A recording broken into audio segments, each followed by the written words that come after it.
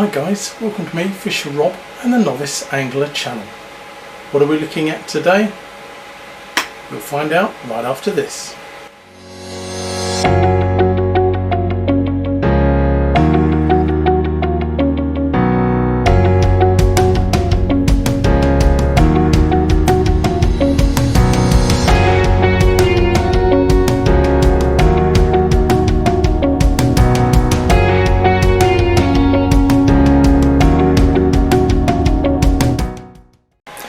Well, welcome back guys. What are we doing today? Well, I'm going to have a little look at some of the things I've got in the bait box, etc.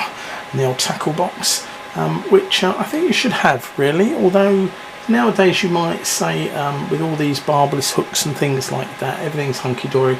You can just take the hook straight out the lip or wherever it is on the fish, not have any problems. But occasionally you do find one of these fish that are a little bit, you know, they'd like to have a good old munch on our bait and take it down pretty deep. So an actual pair of forceps I find still are quite useful. I've had one or two of the old big carp and they've taken the bait well down. So rather than just catch them in the lip or the side of the mouth, I've had to go rooting around for the hook. So little pair of forceps, and if you can get one of the toothed ones there, then that's quite good, because you can clamp on, click the pieces together where you put your fingers, and that locks it onto the hook, and you can then twist it out and bring it back out of the fish mouth. So they're quite useful. In the older days we used to have to use something like this. They were called degorgers, and at the end of them, I don't know if you'll be able to focus on this with the cam, but there's a little slot in the side. You pop your line onto that and then follow it down the line to the hook, and then literally push down and twist, and out it would come. And they're simply a degorger, and you can get those from your fish stockists, or I know, 30p, 50p now, absolutely no problem. So I always have a couple of those in the old tackle box as well. Now, I've been asked recently about zig rigs and things like that, and I do a little bit of zig fishing, not masses, but I do a bit of that, and I do like some of the lead drop-off systems I've seen, but I prefer not to lose a lead every time I catch a fish. So what I've done, I've modified my leads with a slightly different idea, which you might like, I don't know, but always throw it out there for anyone dipping their toe in the water of fishing. And what I do, this is a typical sort of fox weight, 2.5 ounce fox weight, and they usually have a plastic sleeve in the center which goes in and then pushes inside the weight, and there you have a sleeve through your weight itself. But what I'd like to do is, rather than have a drop-off weight system, you know, some weights can, you know, good quality weights, £1.50, £2 a throw. So, you know, I don't see why I should have to keep paying £1.50 or £2 every time I catch a fish. So, tight old bugger that I am. So, what I tend to use these little bumps, if you like. I'll cut a couple of pictures in for you, but they're a little bump. And what I do with these is feed the line down through the weight, out through the bottom, and then down through one of these bumps, and then slide that up and wiggle it into the actual weight itself, and then take the line down and do the grinner knot or whatever on my swivel, and then I pull the line back, and the swivel sits nicely in that sort of flexible rubber sleeve rather than the fixed moulded plastic, which is a bit more rigid. And then that way the fish will hopefully take the zig rig and go for it, and the actual braking effect, if you like, of the weight is the resistance of that swivel being pulled out of the weight itself, and it will pop out and allow the weight to slide back up the line.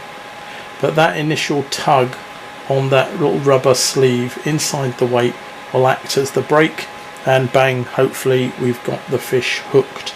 So don't always think you've got to use these drop-off systems. They're very good, can't fault them, I've used them myself, but I started to think, well, why do I keep losing my weights? Let me try something else out where I don't have to lose my weight. So I use this sort of restrictive sort of block system of keeping the weight on the line, it will just pull out and then slide back up the line whilst you're fighting the fish. But the initial tug, either pulling the swivel out from the sleeve or pulling the whole sleeve assembly with the swivel out from the weight, that will act as the halter, if you like, to catch the hook into the fish mouth. And you can get other things as well. It doesn't have to be one of those. It's another type of little rubberized sleeve, and you can just pop that up inside and you pull it all back, and again the little sleeve sits at the bottom there, and then you pull all your line back out and have your swivel in that, and then that will take it down, and then however much etc you've set on your zig rig, that's how much will be popping up, basically a foot or so, or 2 feet, or if you do one of the big pits, then you could be 10-12 feet, so however you have it set up. But that's another quick way of just having a different sort of setup for your zig rigs. Now if you're going to do any fishing at certainly winter months, the fish will come up to the surface more than be down the bottom. The simple reason is they want the sunlight, they want to warm up. So in certain waters, if they're down deep, it's very, very cold. It takes a long time for water to warm up. So they'll come up to the surface. And by actually coming up onto the surface, around the surface, it makes a brilliant bit of fishing. I tell you guys, if you ever get a chance, try catching one off the top. Absolutely brilliant. You can literally see their little mouths come up and they take your bait, and off they go, and you're into a fish. It's really, really exciting, being locked onto your bait, floating on the surface and thinking like, come on, get on it, you beastie. So yeah, it's cool to do some great little float weights, as it were. Now I say it that way because usually you would use this with a float rig setup. So you would have let me see, your cruiser line. Cool to do a great cruiser line, which will literally just sit on the surface of the water. Again, you can have it into a swivel, and the swivel, when you pull it back, sits into the end of this as a rubberized bung, if you like, at the end of this sort of float, and then the line continues out through the air and back off to your reel. And the other end you'd have your surface floating cruiser line, and then a bait of your choice at the end. Dog biscuit, you could have some of the fake baits, imitation bread, what have you, corn, things like that, maize, whatever you want as your baits on the surface. But this will keep the line literally on the surface, but there is some weight to these, both of these, so you can actually cast these out very well. As I say, they'll sit on the surface with the line swanned off, etc. And then hopefully when the fish take that, the fact that the end of these are flat, so that creates the drag when they try and take it, and starts the hook in. And because you're watching, whoop, you do the rest and get the hook home. And then game on. You know, you've got to fight these and see what you can to land them. And I wish you well with those, but they're great. They're called float systems. Very, very good. Another little thing for your tackle box. Quite often you can put your pellets and various bits of bait, your dog biscuits, as I say, and things like that, on the stretchy elastics. Gardener do the little circular elastic rings or rubberized rings, and this is a guru set of ties, so you can put the ring actually onto the end of the pliers, as it were, squeeze those, and the end will stretch that rubberized ring open. You can pop your bait in, close it up, and away you go. Your bait is then on the hook, ready to go. So think about those as well. They're from Guru. Very simple little thing, but makes life a heck of a lot easier. Also a good selection of the old bait needles. I do various things with pellets as well, but of course when you get down to some of the smaller pellets, 4mm, 6mm, things like that, 2mm I usually use for my mulch on the method feeder,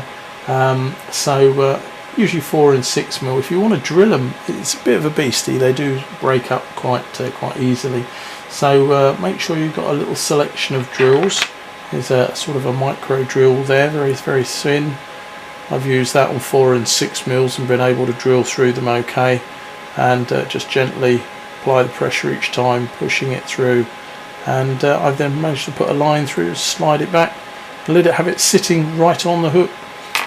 So those bait needles as well, push those through your baits, hook the hair over it and pull it back out, and then you can put a hair tie on the other end, and that locks your bait onto your line, etc. So here's a couple of bits and bobs as a quick little add-on to keep you guys out there interested on the bank, with a couple of extra things you can have in your tackle box. But don't forget, if you're going to do your zig rigs, that is a good way of not losing your weights every 5 minutes with the old fish. I wish, catching every 5 minutes, God blimey. But to actually just pop a little bump in the bottom end of the weight, and then once you've fed all your line through, pull all the bump back so it tucks inside with the swivel, and then it's there literally sitting on the bottom as a brake. Fish come along, tag that, and it boom, they hit the weight, that starts the hook going, and then they'll either pull the swivel out or they'll pull the whole lot out and allow your weight just to plane off back up the line, and you're into your fish. So there's a super quick one for you today. Hope you enjoyed it, and thanks again for visiting me, Fisher Rob, and the Novice Angler channel.